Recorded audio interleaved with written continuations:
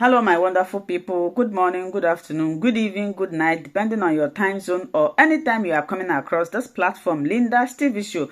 If it is your first time and you like what we are doing here, after watching this video, kindly subscribe, put on your notification bell to all notifications. In that way, you will be able to know when we upload a new video. I want to appreciate YouTube for creating this wonderful platform which we are using to disseminate information to the members of the public. At the same time, I want to put a disclaimer that here in Linda's TV show, I do not promote violence, I do not promote hate speech, I do not promote misleading information. Myself, I don't like it. We react to all forms of videos. So, I also want to remind YouTube that a call for self-determination is never a call for war. There is this wind, deadly wind, that is about to blow. This wind is more deadly or deadlier than a tornado. It is deadlier than tsunami. It is more powerful than earthquake.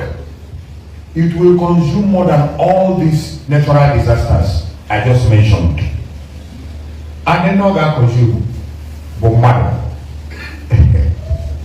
Man of God.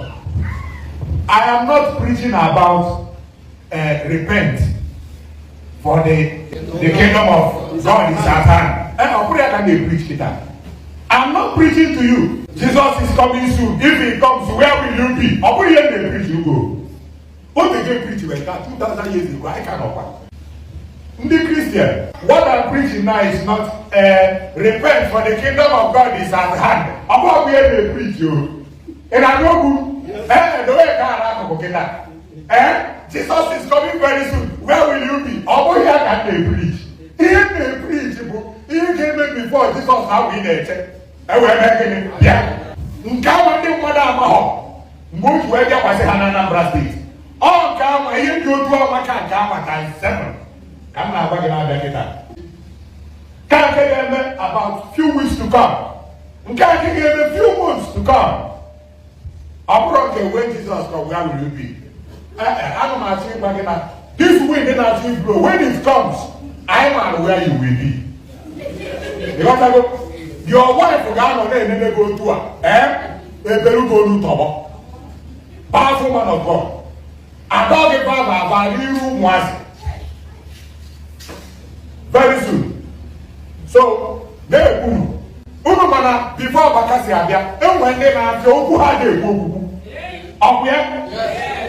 that is in the innocent, individually be decent life, and not work. Opposite Hammer, who did this? On that day, your Tana to be put on also.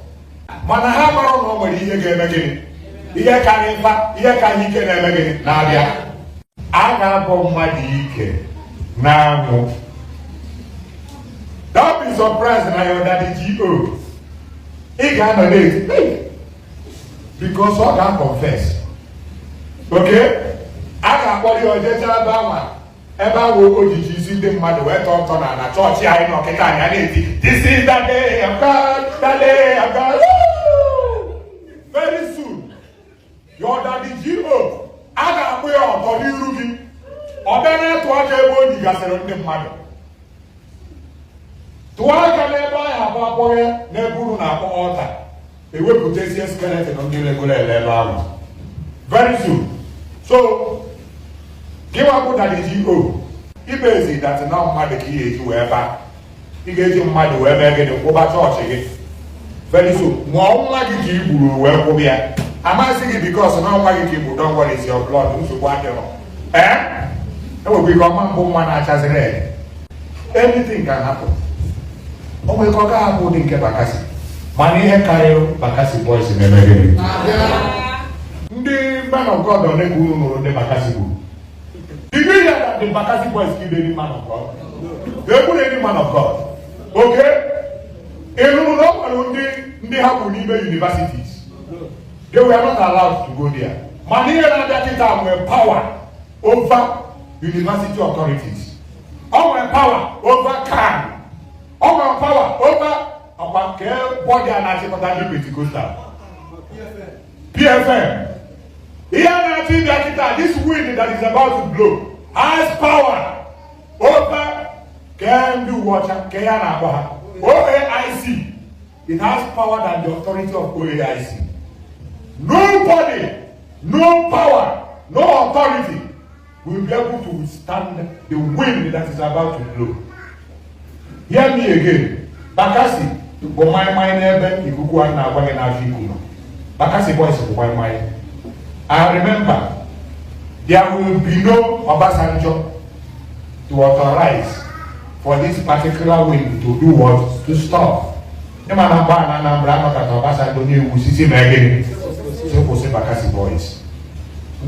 has the power. Away from the politicians, I get behind the this wind will blow so many away. Overnight, God is very empty, mama. I get very few people walking on the road. By the time this wind they get perform, the Almighty will always use evil to subdue wickedness.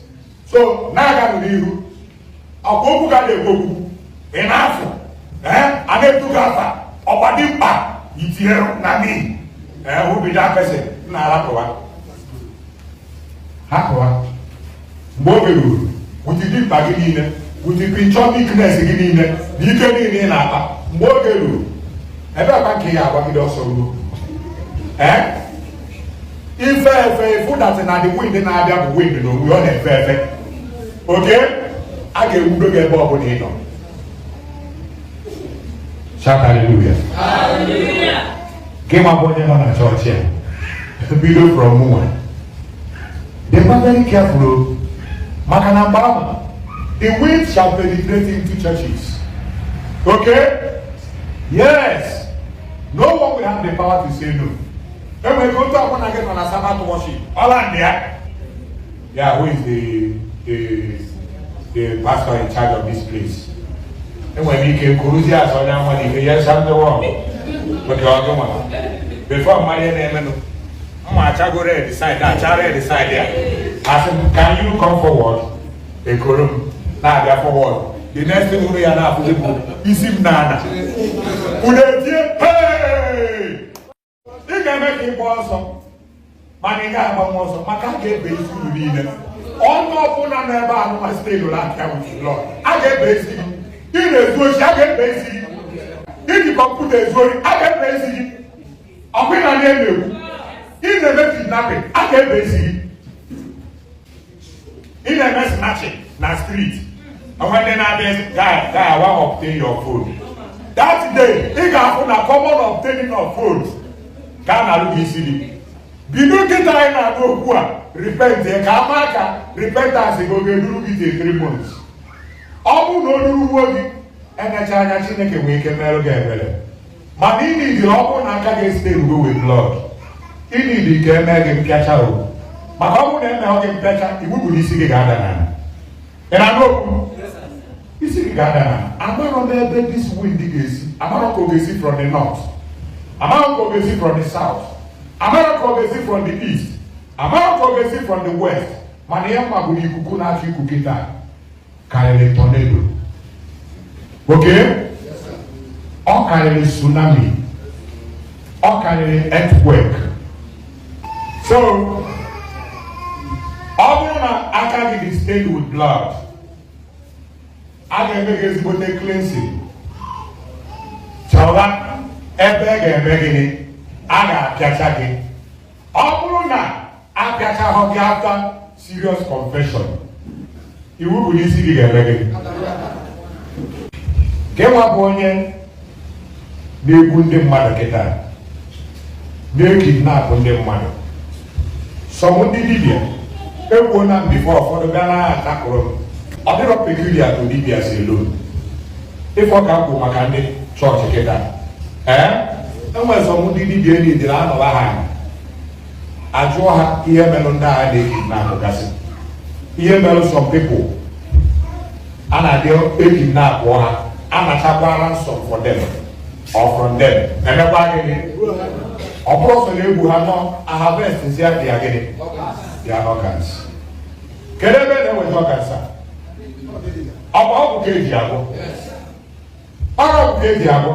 Kedu ndị na-agwọ ọgwụ? Ọrụ ndị dibịa na-agwọ ọgwụ ahụ. So that's an aka abụọ isi mmadụ na shrine gị doesn't mean na mgbe this wind na-agwa gị ga-ebulu na agaghị enweta gị. Dị ma bụ dibịa okwu gaghị ekwu okwu. Ị na-agwa awele. Ị na-agwọrọ ndị mmadụ awele.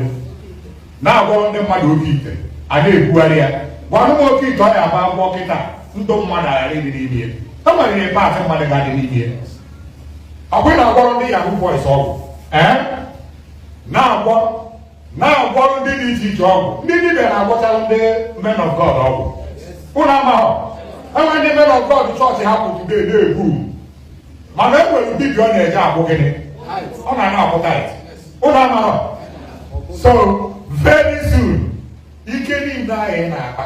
Ụfọdụ ihe mere recently egosigo unu na all this kirikiri ụmụazị na-apụta na Facebook eme ọnụ sị na ha bụ dibịa na onweghị otu mkpụrụ ike megịrị nwere otu mkpụrụ ike ha ji mkpọtụ ka ha na-eme gị nwa na-arụ ọrụ kidnapping nkịta chekie na enwere ndị rụrụ ọrụ kidnapping before ndị baka si eme gịnị abịa na Anambra steeti ụnụ amara enwe ndị rụrụ ọrụ kidnapping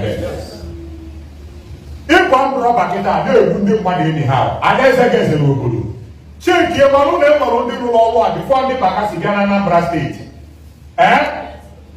gị gbapụ dibịa na-agwọ ọgwụ okwu ga na-egbu ogbugbu ndị mmadụ nụ na ị na-agafeta ebe ọnụ ọbụla n'ọsọ chekie enwere ndị dị otu awa ka gị bifo bakasi boys abịa n'ebe na Anambra steeti ha niile so mma wee mee gịnị mmachara dị n'arụ ha na ekwuru m sị ga-agwara mmadụ ekwuru nke gwago mmadụ maka na ọ ga-eme ọnwa mgbe ọ ga-abụ ife ọjọọ meruo n'obodo ana ewebe igwe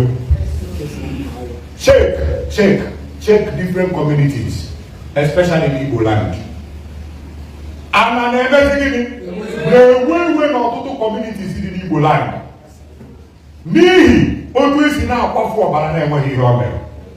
Okay? Yes, very soon the innocent people will stand by the side to watch the blood of criminals being spewed upon the what? The sand. Ndị obi akwa, ndị ajọ obi a ga-afụzigoro ọbara ndị na-enweghị ihe o mere. Shout hallelujah. Hallelujah. So, ikuku na-abịa. O na-ekwu. Nke abụọ kwa na ị ga-agba ọkụ mmụọ. Nke abụgobi. That is all better than ever. Abụọ, my brother, hell is real. Hellfire is real. Ọ bụghị ya. Nke a ga-eme gị n'anya. Ndị bụ ụmụ ya na-eme n'otu esi wee mee gịnị. Otu ọbara gị si wee na-eme gịnị. Ndị bụ ya na-eme n'otu this wind this wee mebi n'ahụ. Your wife ga na-enene gị. Your husband ga na-enene gị. Your father will be watching you. Ọ ga na-ene n'otu esi wee mee gịnị. Mebi n'agị. Ọbara ga-awụsa n'aja. Your son will be watching you. Otu esi mebi n'agị. Okay? Ọkwa ịbụ motivational speaker. Ị na-ekwu otu a na-akpọ gị aka. A na-asị na Holy Ghost ji nwoke a n'ọrụ. Mana chọọchị ebe Holy Ghost ji n'ọrụ bụkwa ebe iji isi mmadụ wee mee gịnị. Wee tọ ntọ n'ala ya. Don't worry. Rịba n'onwe ihe na-eme. Inugo? Kedu gị? Nwa dibịa? Rịba no problem. Onye ji keke atọ ndị mmadụ. Rịba na nsogbu adịghọ. Rịba. Shout hallelujah. Hallelujah. Ka Chukwu okike zọra ndị nke ya. Onye kere n'igwe n'ụwa mee ka okwu amị akpụrụ na ndụ onye ọbụla n'ebe a. Ka Chukwu okike nyere anyị aka ihe gaziere anyị nke ọma. Mgbe ikuku a ga-abịa ka o buru ụzọ kiri ya ndị anụ ebe ha okwu na-egbusisi ndị be anyị. Ka ndị politishans a gbugoro ndị mmadụ ka ha wee chịa n'obodo. Ka Chukwu mee mgbe ikuku a ga-abịa ka o buru ụzọ kiri ya ha. Ka ndị men of God a ji ọbara mmadụ wee na-akwụwa chọọchị ha jiri ndụ ndị aka dị ọcha na-akwụwa chọọchị ha mgbe ikuku a ga-ekwu ka o buru ụzọ wee gbuo ha o buru ụzọ mebi n'agha